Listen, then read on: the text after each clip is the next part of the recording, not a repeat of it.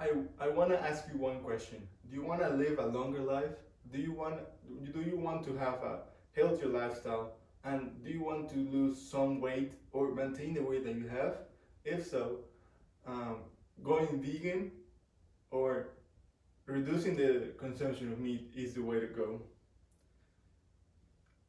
The meaning of being vegetarian is to not consume any kind of meat that comes from animals or products that come from animals, such as dairy or eggs. Um, the benefits of going vegetarian is losing weight or maintaining the weight.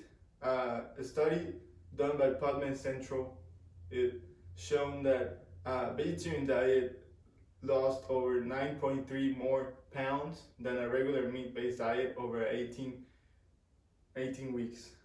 It also helps with lower blood sugar and prevent type 2 diabetes. Also helps with heart disease. You also prevent yourself from consuming harmful chemicals such as the chlorine baths that the poultry processors use in their chickens. They dip them so the bacteria and algae on their products is easier to get rid of, and that extends the shelf life in the grocery store. You also prevent yourself from consuming steroids and hormones that are put into chickens, cows, or pigs, and every meat we eat. There are various types of vegetarianism. One of them is vegan, that they don't consume any kind of related food and any kind of food that relates to animals.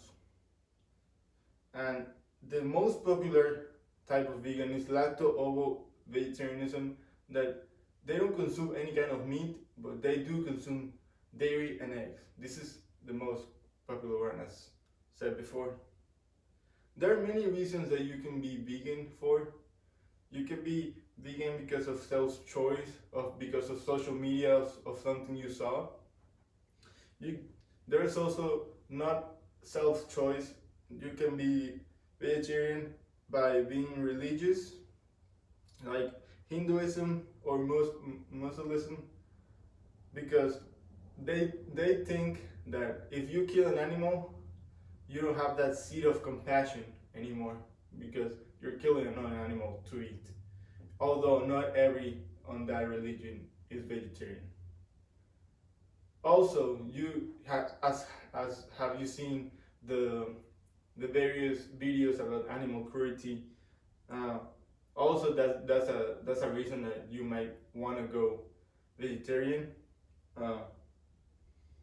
because there's 9 million chickens processed in the poultry processors each year, and they only live to 6 to 7 weeks, and they're one fifth more heavy than they were in 1955. So that's because of the growth hormones and the steroids that they put into them.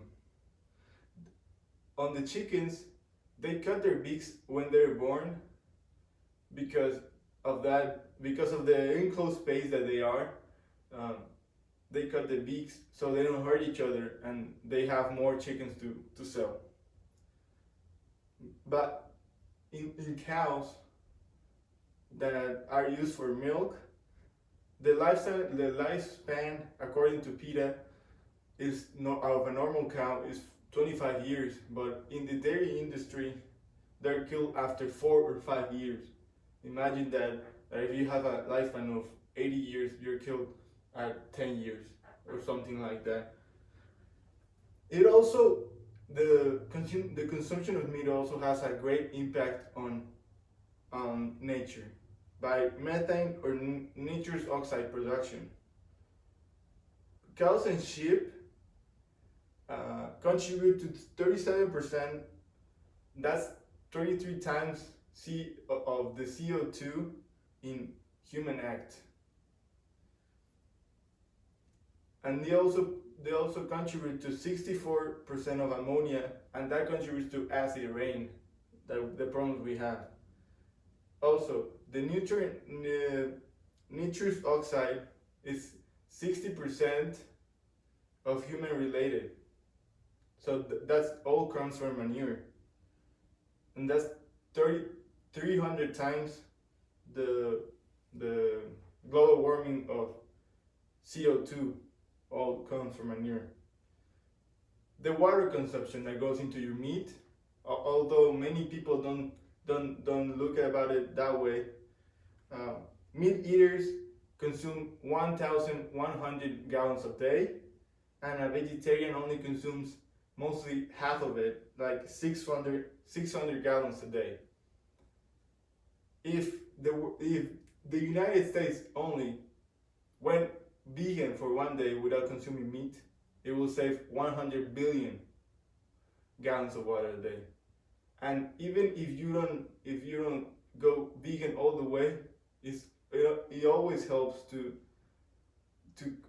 reduce the consumption of meat of once a week or one every other week, because many of us consume meat every day, and by eating once a week meat, it helps the environment a lot by saving water and saving methane and nitrous oxide production. Thank you.